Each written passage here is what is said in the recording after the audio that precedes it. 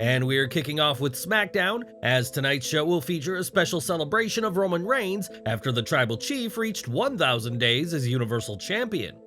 It's safe to say that Reigns will not be in a good mood tonight after Jimmy Uso betrayed him at WWE Night of Champions, but dealing with his cousin won't be the only thing on his mind. According to Fightful Select, plans are being drawn up for a new championship design, which will be presented to Reigns tonight in celebration of his 1,000-day run as champion. Several memos sent around WWE mention the new WWE Universal Championship, and Fightful adds that a podium will be part of tonight's show, where the new title will be introduced. Sources said that the feeling of tonight's presentation will be akin to when The Rock introduced the new WWE Championship back in 2013, bringing an end to the 8-year reign of the spinner belt. It should be noted that while plans could change, these are the plans as things stand right now, and it's also worth stressing that at this time, WWE has not publicly announced a new title.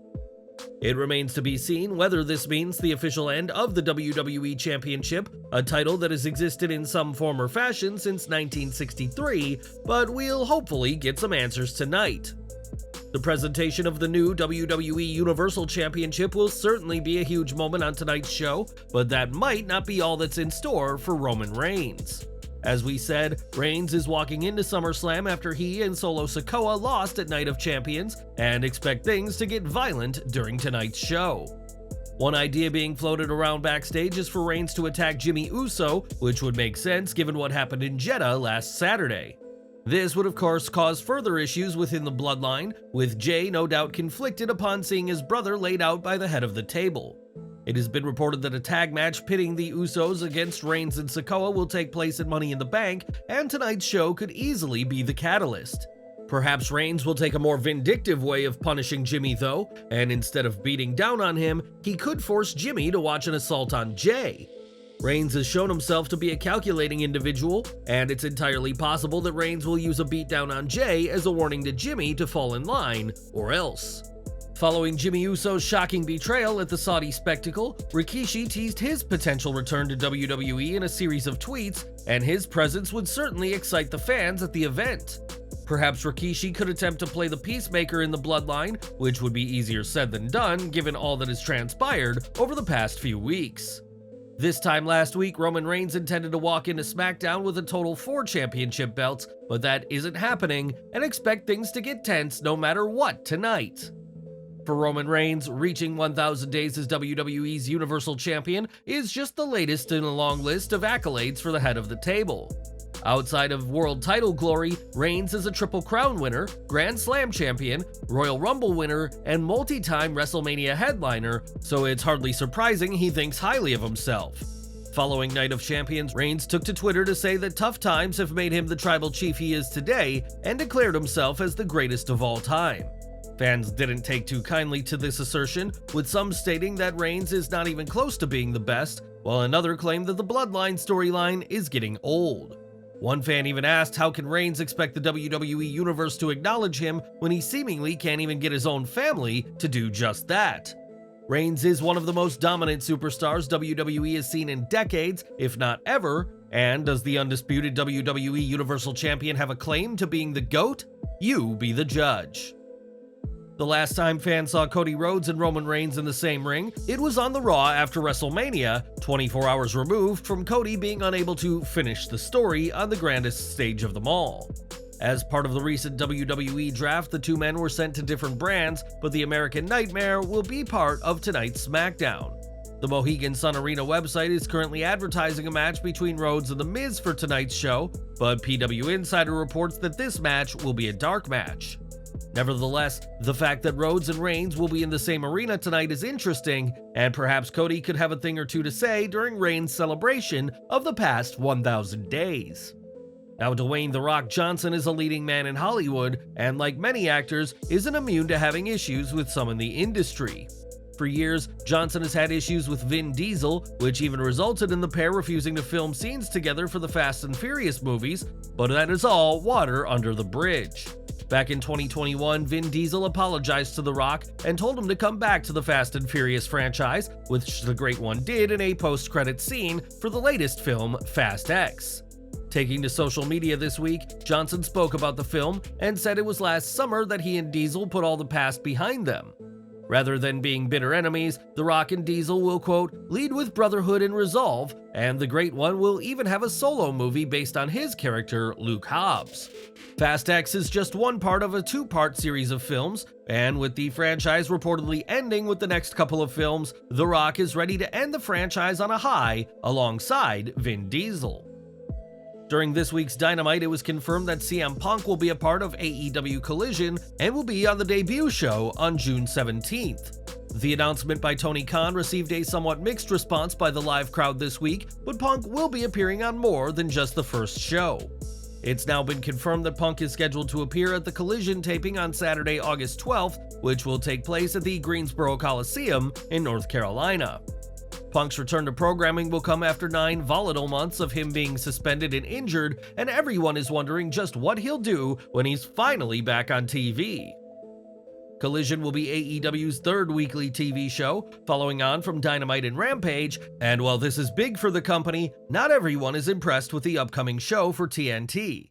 After all, it was TNT who were heavily involved with the long-deceased WCW, and Kevin Nash is hardly hopeful for the future of AEW now that more content will need to be created.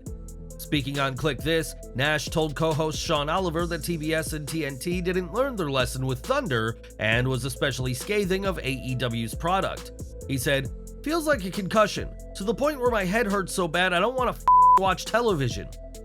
Nash added that AEW could be oversaturating their market by having even more content, and compared Collision to when WCW tried to add as much programming as they could to TV. "I thought the biggest mistake we made was when we went to 3 hours on Nitro. Then from there we added Thunder." Nash also pointed out that AEW Collision, Dynamite, and Rampage will still need somebody big at the quarter hours to draw a number, which may prove difficult given that the launch of Collision will also see a soft roster split. When this roster split takes effect, it'll mean that Collision and Dynamite will have fewer stars and fewer big names each, and do you think Kevin Nash has a point with his opinion on how Collision will fare on TV? The WWE Hall of Famer Goldberg has done a lot for the business, but he remains a free agent after his WWE contract expired. He hasn't competed in a match for a very long time, but wants a retirement tour. Ringside News exclusively reported that Goldberg is not happy about the status of his retirement match. It was also reported that Goldberg's retirement match is not a concern for WWE. While speaking on his 83 Weeks podcast, WWE Hall of Famer Eric Bischoff talked about Goldberg taking part in a retirement tour. He noted 2 scenarios, one good and one bad. That said, Bischoff believes Goldberg's retirement tour could be an absolute nightmare. "I think it could also be a nightmare, and I wouldn't go near it with a 10-foot pole, but that's just me. The critical issue is, does he have the right promoting partner?" Interestingly enough, Ryback recently called out Goldberg for a retirement match. We will have to wait and see whether Goldberg will accept his challenge, as Tony Khan is also interested in Goldberg. Later this year, TKO Group Holdings will launch in full, consisting of both WWE and UFC following Endeavor's acquisition. With WWE and UFC now being owned by the same company, many have suspected that there could be some sort of crossover, though Dana White has said it won't happen. While speaking with The Independent, WWE Hall of Famer The Undertaker talked about WWE and UFC's merger and advised UFC fighters to try and learn a thing or two about promos from WWE. He said, "It's going to make both companies stronger. I really don't think they need too much interaction because they're such different entities. Maybe some of those UFC guys can learn to do a proper promo and really build some good fights." Both companies will continue to grow. You may see a few more fighters in the WWE audience and a few more wrestlers in their audience, but I really don't envision too much crossover. While The Undertaker doesn't see much crossover, we do know that Conor McGregor has teased making his presence felt in WWE and seemingly has his eye on Roman Reigns. In the interview, the Phenom also spoke about Drew McIntyre, somebody who Undertaker has shared the ring with, and says he believes that the former WWE champion is yet to reach his full potential. McIntyre's contract with WWE will end in early 2024, but The Undertaker said he feels Drew has a couple of really massive runs left, and we'll have to see how he fits in the era of TKO Group Holdings. These are still early days for WWE in this new era, and there are a lot of things that still need to be figured out, but we'll just have to see if the stars of UFC take the advice of the Phenom. In September of last year, Pat McAfee stepped away from the SmackDown announce desk to work on ESPN's College Game Day and has yet to return full-time to WWE. Recently, McAfee signed a lucrative deal with ESPN to bring his Pat McAfee show to the network, and the $85 million deal over 5 years has left many questioning Pat's future with WWE. With such a massive deal, it's hardly like McAfee needs to return to WWE, but when speaking to the SI Media podcast, Pat said that he remains very much close to the promotion. He explained, "So myself, Michael Cole, Nick Khan, Kevin Dunn, Hunter Hearst Helmsley, Vincent Kennedy McMahon, we are all still very much in contact with each other. Two of those men, Nick Khan and Vince, were people that when I had a question about something that was going on through this whole process, meaning the Pat McAfee show negotiations, very much answered my questions and said, Vince gave me a stern do not for one thing that I was thinking about doing because I did not appreciate the way something was kind of laid out by one particular person in a company that I was kind of negotiating with and everything like that." Later in the interview, McAfee even said that his relationship with WWE is stronger than ever and that both sides right now are trying to figure out a way to make his return happen. Pat's most recent appearance was as a surprise opponent for The Miz at WrestleMania 39, and while we don't know when he'll be back, the popular broadcaster remains close with WWE.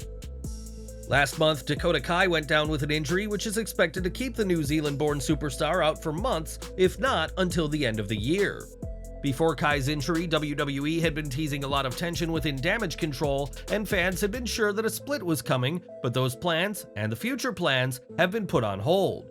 According to BWE, the plan had indeed been for the faction to split within the next month or so, and for Kai to reunite with her former tag team partner Tegan Nox. Like Kai, Nox was rehired by Triple H last year, but while Dakota has been featured prominently alongside Bayley and Io Sky, Nox has barely been featured on TV at all.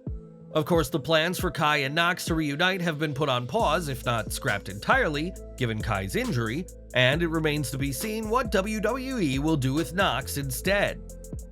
Prior to Night of Champions, we reported that WWE had plans to push Nox, but with plans for the reunion no longer a possibility, it remains to be seen what the promotion does with the Welsh star. If you've tuned into Ric Flair's podcast To Be the Man in recent weeks, you'll have noticed a distinct lack of the Nature Boy, who hasn't appeared on the show since the review of WrestleMania 39.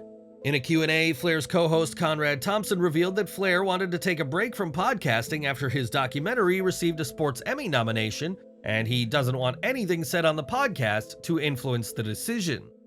Flair has a history of saying things that have gotten him in trouble, but with a Sports Emmy Award a real possibility, the two-time WWE Hall of Famer isn't taking any chances.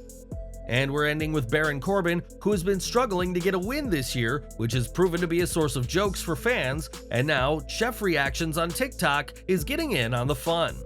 As the name suggests, the account features a professional chef reacting to cooking videos, and while the meat Corbin prepared looked delicious, the chef couldn't help but take some swipes at Corbin. Calling Corbin a WWE superstar, the chef said that they used that term very loosely, and noted how Corbin served his meat rare, which is fitting as Corbin rarely gets a win. Despite these insults, Corbin's cooking did get a solid 8 out of 10, as he has proven himself capable in the kitchen, if not in the ring.